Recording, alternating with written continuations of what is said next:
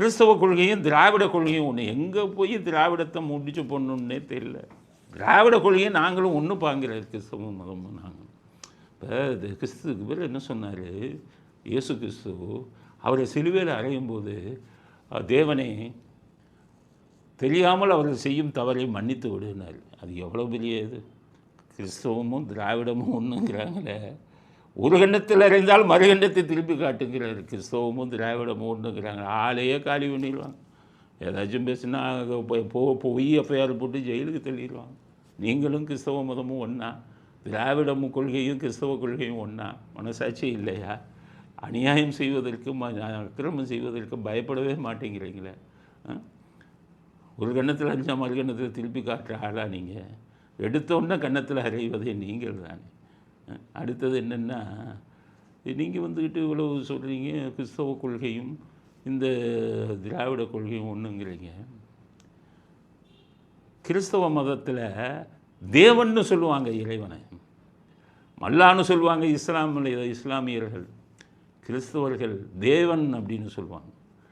இயேசுவை தேவ தூதன் அப்படிம்பாங்க. அந்த தேவன்கிற வார்த்தை தான் கடவுள். நீங்கள் கடவுளையே செருப்பால் வச்சுக்கோங்க. கடவுளை நம்புவோன்னு முட்டாள்னாங்க, கடவுளை எல்லாம் கொச்சப்படுத்துனீங்க.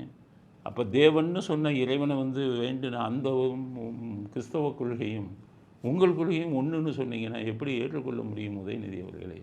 திராவிட கொள்கையை போய் திருப்பி படித்து பாருங்கள். உங்கள் ஈவேரா என்னென்ன சொன்னார் அப்படிங்கிறது. அதனால் நாஸ்திகத்தை போதித்த ஒரு திராவிடமும் இறைவனின் மகத்துவத்தை போதித்த கிறிஸ்தவமும் எந்த காலத்திலும் ஒன்றாக ஆக முடியாது. இவர் தவறாக புரிந்து கொண்டிருக்கிறார் திராவிட கொள்கையை. உதயநிதி அவர்கள் விடுதலை பத்திரிகையில் ஈவரா எழுதிய கட்டுரைகளை படித்துவிட்டு நீங்கள் கருத்து சொல்லுங்கள். அடுத்தது அவர் என்ன சொல்கிறாரு? சாதாரண மக்கள் கூட உயரலாம்ங்கிறது திராவிடத்தின் மூலம்தான் நடக்குங்கிறது. சாதாரணமாக உழைப்பவர்களெல்லாம் உயரலாம் என்பது திராவிடத்தின் கருத்தாக இருந்தால் இன்று திமுக தலைவராக யார் வந்திருக்க வேண்டும்?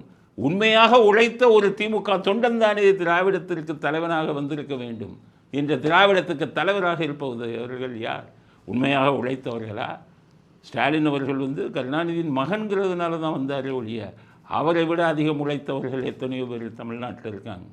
ஸ்டாலின் ஆச்சும் பரவாயில்ல, அதிக நாள் கட்சியில் இருந்தார்.